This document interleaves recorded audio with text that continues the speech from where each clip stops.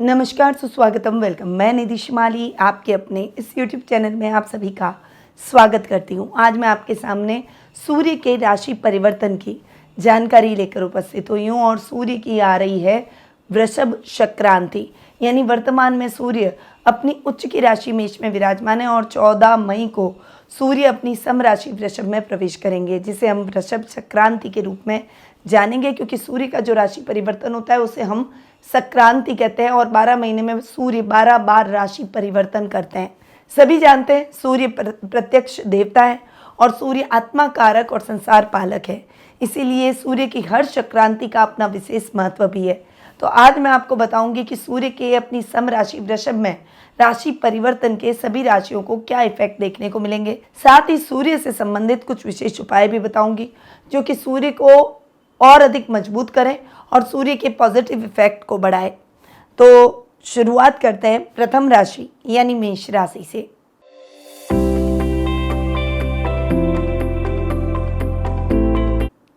आपकी राशि से सूर्य जाकर बैठे हैं आपके द्वितीय भाव में और सूर्य आपके राशि के लिए है पंचमेश।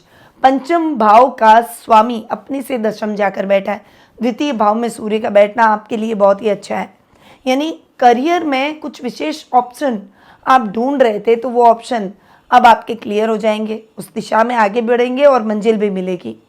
आपको संतान से संबंधित शुभ समाचारों की प्राप्ति होगी। मेडिकल के स्टूडेंट्स के लिए ये समय बहुत ही अच्छा और उन्नतिदायक रहेगा। पैतृक संपत्ति संबंधी विवादों को इस समय न छेड़ें और शांत रहें तो आपके लिए बेहतर रहेगा। किसी भी बड़े का अपमान न करें, वरना सूर्य के नेगेटिव इफेक्ट आपको झेलने पड़ सकते हैं।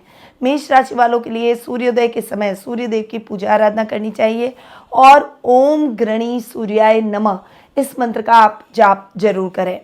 अब आते हैं वृषभ राशि पर।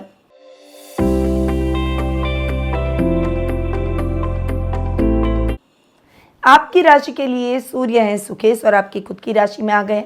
सूर्य जहाँ बैठते हैं उस घर को जलाते हैं, थोड़ा सा अग्रेशन दिखा सकते हैं, थोड़ी सी ईगो की प्रॉब्लम आप में आ सकती है। व्यवहार में जो परिवर्तन आएगा उसको हमें सकारात्मक रूप से अपनी सकारात्मक ऊर्जा को बढ़ाए रखना है ताकि ईगो कभी भी हमारे अंदर ना आए और अग्रेशन ना आए, क्योंकि ये एक नेगेटिव इफेक्ट है जो कि सूर्य के आपको देखने को मिल सकते हैं।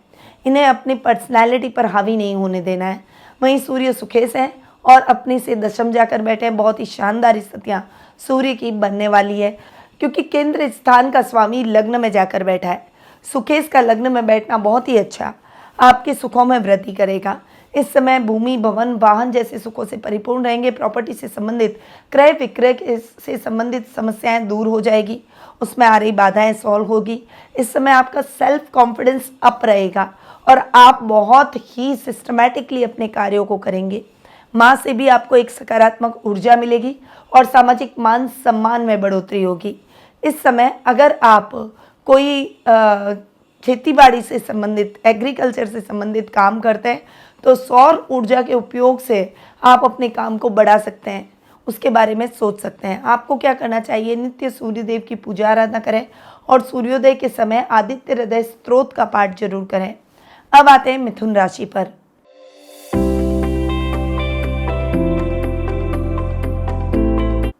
आपकी राशि के लिए सूर्य तृतीय भाव के स्वामी और आपके द्वादश स्थान में जाकर बैठे हैं।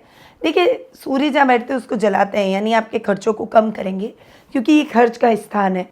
आपको ऋण की स्थितियों से भी मुक्ति दिलवाएंगे। खर्चों से मुक्ति तो मिलेगी, साथ ही बहुत सिस्टमैटिक आप अपने कार्यों को कर अपनी आर्थिक स्थिति को ठीक कर लेंगे। पराक्रमेश है, अपने से दशम जाकर बैठे तो बहुत ही बढ़िया आपको रिजल्ट देंगे। आपके बल और पराक्रम को कंस्ट्रक्टिव वे में लगाएंगे जिससे आप उसका सही उपयोग कर अच्छे लाभ की स्थितियाँ अपने लिए प्राप्त कर सकें। इस समय छोटे भाई बहनों से चल रहे विवादों का निपटारा हो जाएगा, वहीं उनसे ट्यूनिंग और अधिक बेहतर होती हुई दिखाई देगी। इस समय अगर आप अपनी हॉबी या किसी कला को निखारना चाहते हैं, उसमें आगे बढ़ना चाहते हैं तो उसके कई अच्छे मौके आपको प्राप्त होंगे। नित्य सूर्य देव की पूजा आराधना करें और सूर्योदय के समय आदित्य हृदय स्तोत्र का आपको पाठ करना चाहिए। अब आते हैं कर्क राशि पर।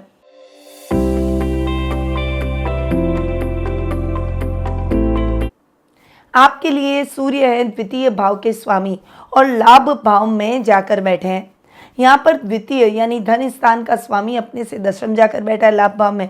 हर ग्रह अच्छा लाभ ही देता है, तो सूर्य भी आपको लाभ बढ़ाएंगे। आप इस समय गोल्ड की खरीदारी कर सकते हैं। इस समय आप अच्छा पैसा, अच्छी अर्निंग कर सकते हैं। आर्थिक स्थिति अच्छी होगी और इस समय आप अपने घर में कोई बड़ा इलेक्ट्रॉनिक आइटम भी खरीद सकते हैं, यानी ये माह इसके लिए बहुत ही अनुकूल रहेगा। वहीं रोजमर्रा के लाभ में भी वृद्धि होगी। वर्क प्लेस पर अच्छी अपॉर्चुनिटी मिलेगी। गवर्नमेंट जॉब से जुड़े हुए लोगों के अटके हुए इंक्रीमेंट मिल सकते हैं या प्रमोशन के अच्छे योग बन सकते हैं। अधिकारियों से आपकी ट्यूनिंग और भी अधिक बेहतर होती हुई दिखाई देगी। सूर्योदय के समय नियमित रूप से सूर्य देवता को जल चढ़ाएं, साथ ही रविवार के दिन गुड़ का दान जरूर करें। अब आते हैं सिंह राशि पर।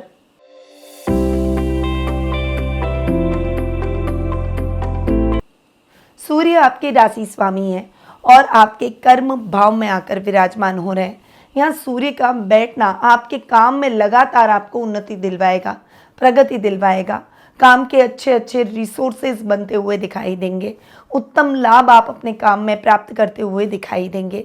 यानी सूर्य के बहुत ही अच्छे और बेहतर और पॉजिटिव रिजल्ट आपको इस समय मिलेंगे। पिता से आपकी ट्यूनिंग अच्छी होगी और वर्क प्लेस पर अच्छी अच्छी अपॉर्चुनिटीज़ इस माह आपको मिलती हुई दिखाई देगी। गोचर के दौरान केसरिया रंग के कपड़े आपको ज़्यादा पहनने चाहिए। खासकर रविवार के दिन आप रेड, ऑरेंज या केसरिया रंग के कपड़ों को जरूर आप अपनाएं। इससे सूर्य आपके मजबूत होंगे और आपको पॉजिटिव रिजल्ट देंगे। अब आते हैं कन्या राशि पर।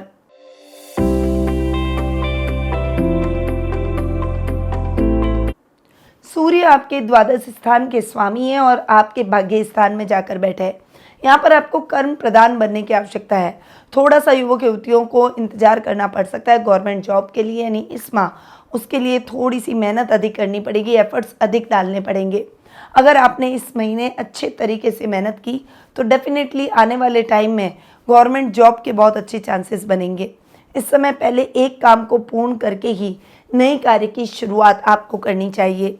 अब सूर्य चूंकि आपके 12th हाउस के लॉर्ड हैं और अपने से 10th जाकर बैठे यानी दशम जाकर बैठे हैं, इसीलिए इस समय आपको जो भी कार्य करना है उसमें आपको बहुत सोच समझ के आगे बढ़ना होगा। किसी भी कार्य में जल्दबाजी आपको नहीं करनी चाहिए। वहीं खर्च की स्थितियों से आपको इस समय बचना होगा। अनर्गल खर्च करने से बचें और इस समय अगर सिस्टमैटिकली चले तो अचानक धन लाभ के भी योग बनेंगे। रविवार के दिन किसी भी जरूरतमंद व्यक्ति को गुड़ और चने की दाल का दान जरूर करें। अब आते हैं तुला राशि पर।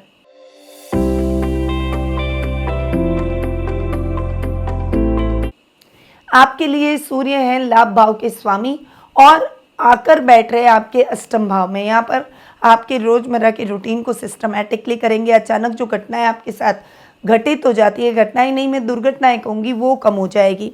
आपका सेल्फ कॉन्फिडेंस इंक्रीज होगा। आपके गुप्त शत्रु समाप्त हो जाएंगे। इस समय जो भी कार्य आप अपने हाथ में लेंगे उसमें आप सफलता बहुत अच्छी प्राप्त करेंगे। उत्तम लाभ, ओड और लाभ आपका बहुत ही अच्छा रहेगा। इस समय आपके सर्कल और लेवल में वृद्धि होगी। मित्रों की संख्या में वृद्धि होगी। इस समय किसी ऐसे व्यक्ति की एंट्री आपकी लाइफ में होगी जो कि आपकी लाइफ को खुशनुमा बना जाएगा। सूर्य देव का आशीर्वाद पाने के लिए आपको पिताजी की सेवा करनी चाहिए और अपने पिता से अच्छे संबंध बनाकर चलें। अब आते हैं वृश्चिक राशि पर।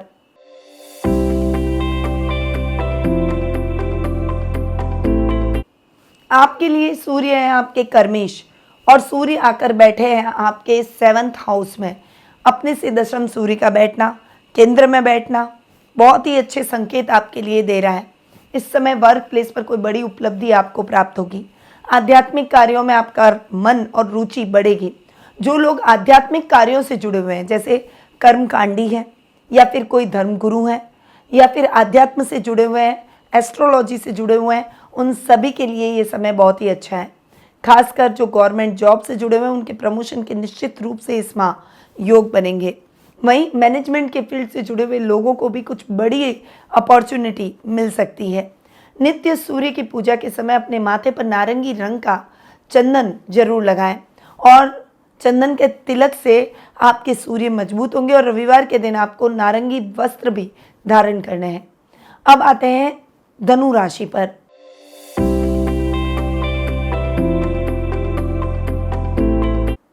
आपके लिए सूर्य है नवम भाव के स्वामी यानी भाग्येश, और सूर्य आकर बैठ रहे हैं आपके रोग भाव में। रोगों को जलाएंगे, स्वास्थ्य संबंधी समस्याओं से मुक्ति मिलेगी। अगर अब तक आपको इलाज नहीं लग रहा है, हॉस्पिटलों के चक्कर लगा रहे हैं, तो आपको अपने लिए, अपनी बीमारी के लिए सही डॉक्टर मिल जाएगा और आपको उसका इलाज भी लग जाएगा। यानी आप अपने आप को एनर्जेटिक फील करेंगे, एक अच्छे होपफुल तरीके से आप अपने जीवन में आगे बढ़ेंगे, आशावादी हो जाएंगे, पॉजिटिव सोचेंगे। वहीं आपके शत्रुओं की संख्या में भी कमी आएगी, आपका सेल्फ कॉन्फिडेंस भी इंक्रीज होगा। वहीं भाग्येश अपने से दसम बैठे, इसीलिए इस समय आपको कर्म प्रधान बन के अपने भाग्य को अपने लिए सकारात्मक बनाना होगा। जो युवक युवतियाँ गवर्नमेंट जॉब की तैयारी कर रहे हैं, उनको थोड़ा सा अधिक एफर्ट्स अपने इन प्रयासों को और अधिक तेज करना होगा, तभी आपके प्रयास सफलतापूर्वक संपन्न होंगे, आपकी इच्छाएं पूर्ण होगी, जिससे आपके मन में प्रसन्नता के भाव भी उत्पन्न होंगे। नियमित रूप से रोजाना उगते हुए सूरज को जल का अर्घ्य जरूर दें। सूर्य को नमन करते हुए सूर्य के बीज मंत्र का जाप जरूर करें। अब आते हैं मकर राशि पर।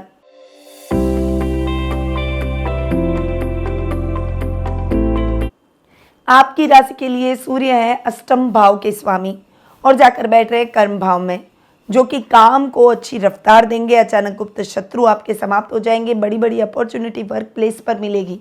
वहीं यात्राएं अधिक रहेगी, परंतु यात्राएं आपके लिए सुखद और मंगलमय रहेगी। ट्रांसफर होगी, पर वो मनचाही ट्रांसफर होगी। इस समय आप अपने कार्यों को सुचारू रूप से कर एक डेली रूटीन में जो आपके काम मैसअप हो रहे थे और कुछ कामों में कठिनाइयाँ आ रही थी, वो कठिनाइयाँ आप समाप्त हो जाएगी। सेल्फ कॉन्फिडेंस इंक्रीज होगा। किसी भी अजनबी पर भरोसा न करें, अपने खुद के आत्मबल पर आपको आगे बढ़ना चाहिए। नित्य सूर्योदय के समय सूर्य भगवान की दूध जल से उपासना करने से आपको सूर्य देव का आशीर्वाद प्राप्त होगा। अब आते हैं कुंभ राशि पर।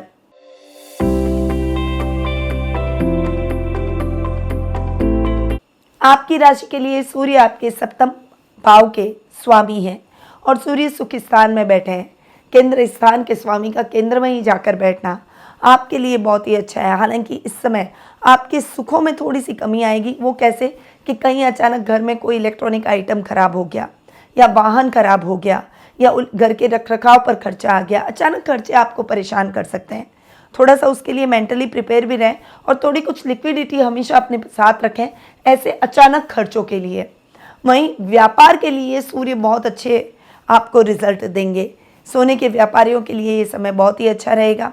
वहीं इस समय अगर आप इलेक्ट्रॉनिक या बिजली का काम करते हैं तो उनके लिए भी ये समय बहुत ही उत्तम लाभदायक परिस्थितियों को उत्पन्न करेगा। यदि आपकी गोल्ड की कोई चीज़ खो रखी है तो वो आपको पुनः प्राप्त हो जाएगी, जिससे आपके मन में प्रसन्नता के भाव उत्पन्न होंगे। अचानक धन लाभ की संभावनाएं आपके जीवन में बनेगी। जीवन साथी से आपको फाइनेंशियली सपोर्ट मिलेगा और कुछ गिफ्ट भी मिल सकते हैं। रविवार के दिन गौ माता को गुड़ खिलाएं और घर के बड़े बुजुर्गों की सेवा करें, उनका आशीर्वाद प्राप्त करें। अब आते हैं मीन राशि पर।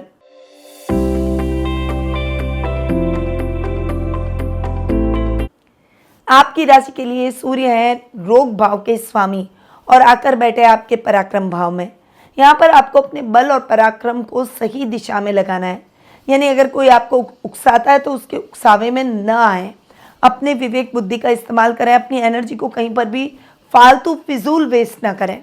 जहाँ कंस्ट्रक्टिव वे है उसी दिशा में अगर आप लगाएंगे तो उससे आपको अच्छा लाभ प्राप्त होगा। चाहे वो रिश्तों में हो, फालतू किसी से उलझ रहे हैं तो आपके रिश्ते ही खराब होंगे, आपका एनर्जी लेवल डाउन होगा और एक नेगेटिविटी आपके अंदर आएगी। इसीलिए आपको रिश्तों में भी संभल कर रहना होगा। प्रोफेशनल लाइफ में तो आपको बहुत ज़्यादा सावधान होकर ही आगे बढ़ना है।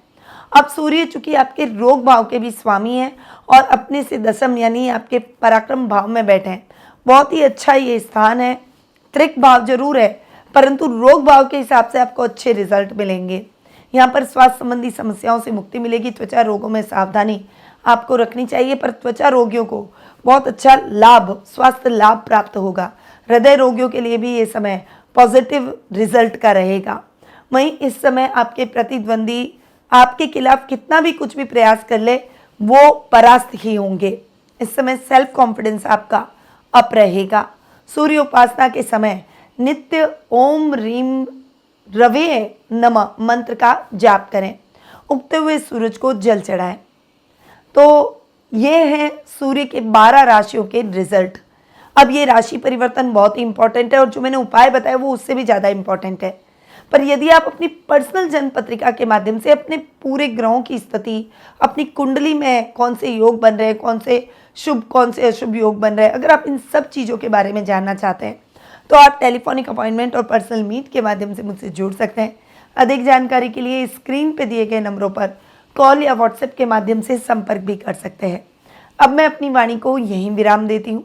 स्वस्थ रहिए, व्यस्त रहिए, मस्त रहिए और हमेशा मुस्कुराते रहिए। जय श्री राधे कृष्णा। गुरुमां निधि श्रीमाली एक प्रसिद्ध ज्योतिषाचार्य हैं। उनके जोधपुर स्थित ज्योतिष संस्थान में महामृत्युंजय, काल सर्प दोष, मां बगलामुखी, विवाह बाधा निवारण पूजा एवं अन्य सभी प्रकार की पूजाएं संस्थान के विद्वान पंडितों द्वारा पूर्ण विधि विधान एवं शास्त्रोक्त रीति से संपन्न करवाई जाती है। अतः आज ही अपनी पूजा बुक करवाने हेतु इन नंबरों पर संपर्क करें 8955658362।